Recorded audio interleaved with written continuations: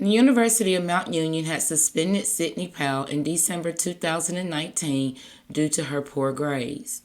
Sydney didn't want her parents to learn about her suspension, but when her secret was about to be revealed, she chose to kill to keep this truth hidden. Let's get into it.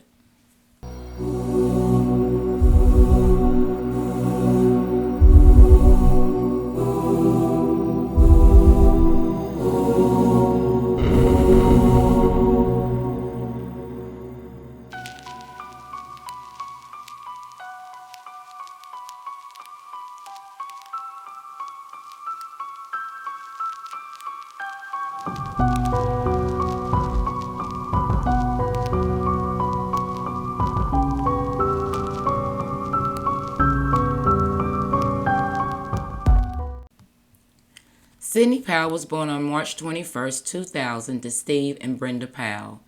She graduated as an honors student in 2018 from St. Vincent St. Mary High School in Akron, Ohio. Sydney was a great student with a GPA of 3.8 and the captain of her soccer team. During her senior year, she earned a partial academic scholarship to the University of Mount Union, and she began classes in the fall of 2018. Sydney seemed to be doing great with her courses until her fall semester of 2019. At this point, her grades began to suffer, so she was placed on academic probation. By the end of the semester, her grades still had not improved. She was failing 3 of her 4 classes, so she was suspended from the university in December of 2019. Sydney didn't want her parents to learn that she was suspended, so she took great measures to keep them from finding out. At first, she didn't leave campus as she was instructed by the school officials. Instead, she continued using the campus, attending her sorority meetings, and living in the dorms, not even telling her roommate of her suspension. School officials had learned that Sydney was still on campus and decided to meet with her after she ignored their written notifications. When they met with her on February 24th, 2020, they made sure that Sydney understood that she must leave campus due to her suspension and that she was able to return after the spring semester. Sydney said that she understood. Concerning if she was able to tell her parents, the school officials offered to assist Sydney in discussing her suspension with her parents, but Sydney declined, saying that her parents were aware of the situation. Sydney tells her roommate that she needed a break and time to sort things out and left campus, but she didn't go home right away. Instead, for the next week, she stayed at various hotels around the center of the campus using cash to check in and out and eat. Meanwhile, Sydney's father was trying to access the school portal to pay her tuition but kept getting kicked out.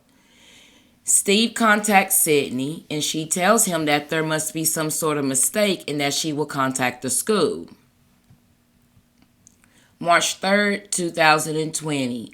Steve and Brenda left for work as usual. Sometime after Steve arrived at work, he received a call from the school to learn that Sydney was no longer enrolled and that he would have to talk to Sydney as to the reason why.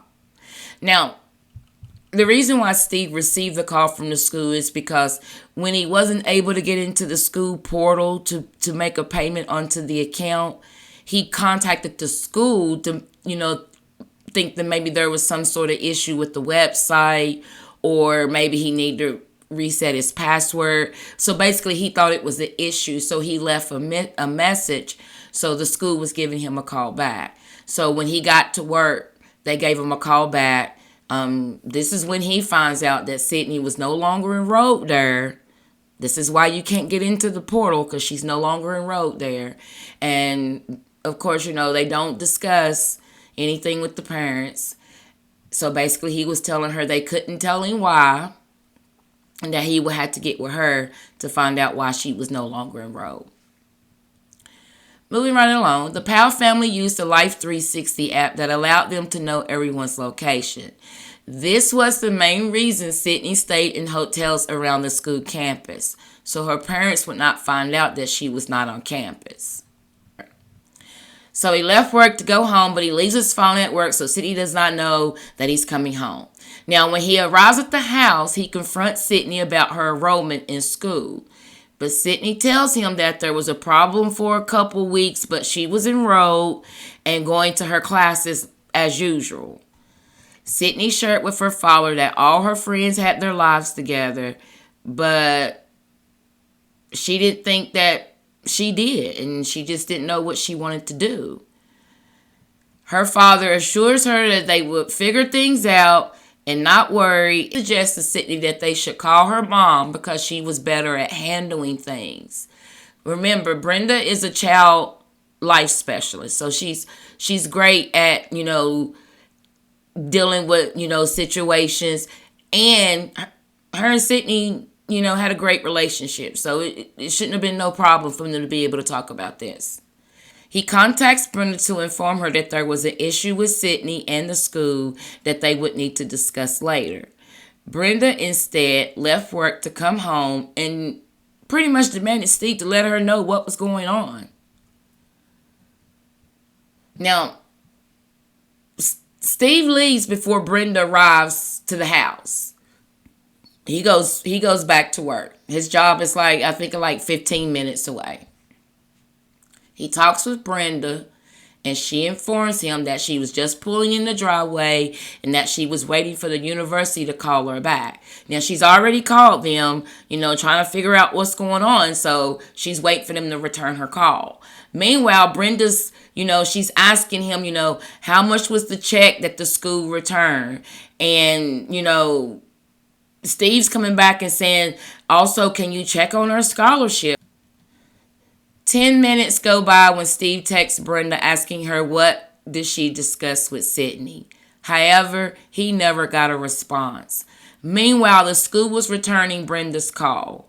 But soon after they greeted each other, the school could hear what was described as repeated thuds and screams that alerted them that there was some sort of attack going on in the background. The call ended after about a minute, and the school tried to call back with someone finally answering after the third attempt. It was Sydney pretending to be Brenda. The school immediately informed Sydney that they knew it was her, and then the line immediately disconnects. John Fraser, dean of schools, immediately contacted the police requesting a welfare check at the home. Kenneth Deese, a detective who was good friends with Steve, he contacts Steve asking him if everything was okay and informs him that the police was on the way to his house. Steve calls Brenda and gets no answer. So then he calls Sydney and she answers the phone. She's hysterical, telling him that there's been a break-in, screaming, she's hollering, she's crying. And he tells her that, calm down. He informs her that the police were on the way and he was leaving work and he was coming too. The thuds and screams that the school reported hearing while on the phone with Brenda was Sydney hitting her with a cast iron skillet multiple times. And after she didn't die, she went and retrieved a knife and stabbed her in the neck 30 times. What the hell? Now, being suspended from school was not the end of the world.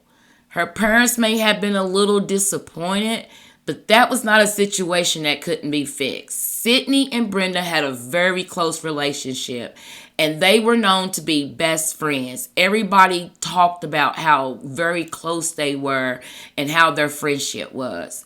Her father had already assured her that they would figure things out. But Sydney, for some reason, didn't want to disappoint her mom, even to the point that she killed her. I don't know. I'm just confused, where her mindset was to where she felt like she had to take it that far to keep her mom from knowing that she was suspended. Sydney had already been informed that law enforcement was on the way. She immediately broke one of the windows in the back of the house to stage a break-in. When law enforcement arrives, Sydney meets them at the door hysterical, covered in blood, cuts on her hand, screaming someone broke in the house and that her mom was on the ground. Sydney is escorted outside and sits on the sidewalk crying. But when her father arrives, her crying gets louder from her injuries. After investigating, it was learned that the cuts on Sydney's knuckles were due to breaking the window when she was trying to stage her little break-in. She also left blood smears around the window. She also played the little stunt pretending to be her mom.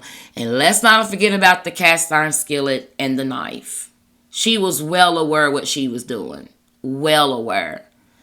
Sydney, 19, was arrested 3 weeks later and charged with 2 counts of murder, felonious assault, and tampering with evidence. She pleads, get this, not guilty with reason of insanity, and is released on a $25,000 bail at her arraignment a month after her arrest. The Summit County Medical Examiner determined that Brenda died from multiple sharp and blunt force injuries and ruled her death a homicide. Sydney's father and the rest of the family did not want Sydney to go to trial for Brenda's murder. During the pre-trial hearing, Steve begged the prosecution team not to proceed with the murder charges because it would go against anything that Brenda would want. Steve said, I don't know why we're doing this. This isn't what anyone wants here. I don't know how she can handle it. I don't know how I can handle it. I'm trying to keep my family together. Sydney's maternal grandmother also pleaded with the court, saying, all of this is opening up things we hope to put behind us. Despite their pleas, the prosecution team refused to reduce or change Sydney's charges or agree to her being found not guilty by reason of insanity. The supervising prosecutor stated the following. In the interest of justice and the community, we believe the case is best resolved by presenting a fair and impartial jury with all the facts and letting them decide the outcome. The trial began on September 7, 2023 and lasted for 10 days. The defense team still say that Sydney killed her mom because she was in the middle of a psychotic break at the time and could not appreciate the wrongfulness of her actions.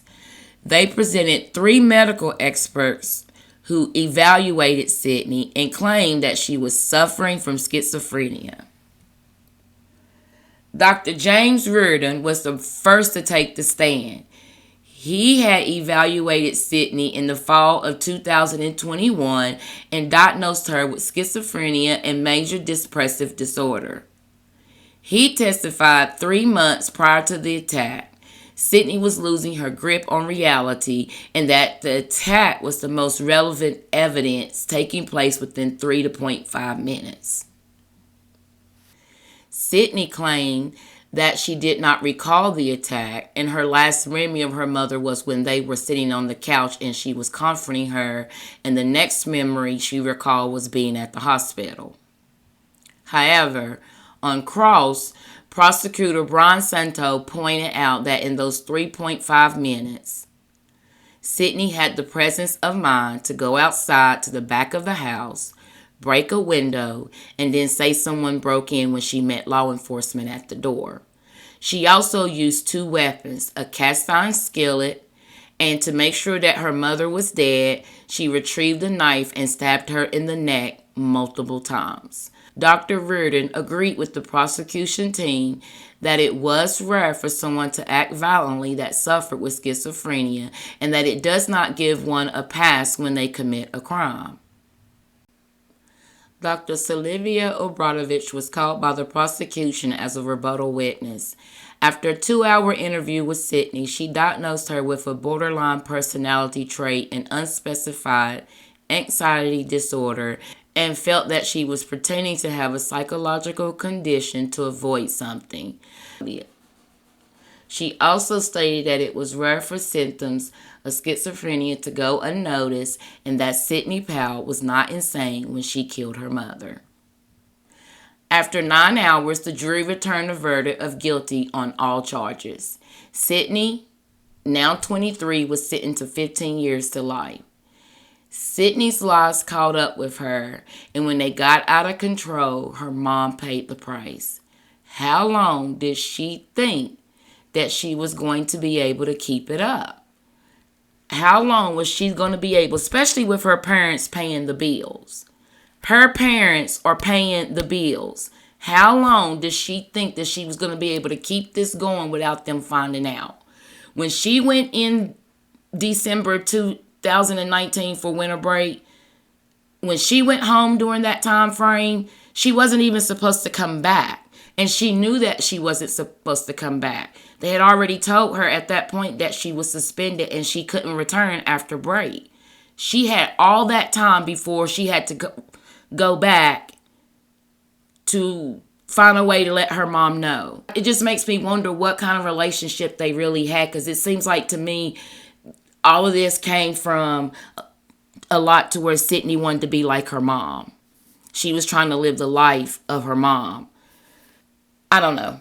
I'm just actually just throwing my thoughts out here. I could be totally way off with this. You may think something totally different, and that's perfectly fine. I respect your opinions. I agree that Sydney should be held accountable for her actions and that she was given a prison term rather than a time in a mental facility. Personally, I also believe that she was aware of her actions because she tried to cover it up. Now, one day in a mental health facility, and she would definitely regret it. I am sure that she is not ready to be around people with real mental health problems. She is not about that life. Sydney is serving her time at the Ohio Reformatory for Women in Marysville, Ohio. She will be eligible for parole in July of 2038. What do you think? Leave a comment on what you think about this case. And of course, you can watch the full trial on Court TV. Please be kind to yourself and to others. And thank you for watching. Thank you for your support. You guys are so awesome, and I greatly appreciate everything. You're the best. Love you all. Brenda Powell was born March 19, 1969 in Salem, Ohio. She graduated from the University of Akron and was employed at the Akron Children's Hospital as a child life specialist at the hospital's Showers Family Center for Childhood Cancer and Blood Disorders for 28 years, where she founded and ran the Oncology Teen Program. This program consisted of activities that were planned for the patients and their families to celebrate their achievements. She amplified the best in her chosen field through her selfless dedication to those who required her care. The care provided and the relationships developed contributed to the individual and memorable moments that would last a lifetime. Her influence extended throughout the Akron children's community and beyond. She was a beautiful, cherished friend to many. May she rest in peace.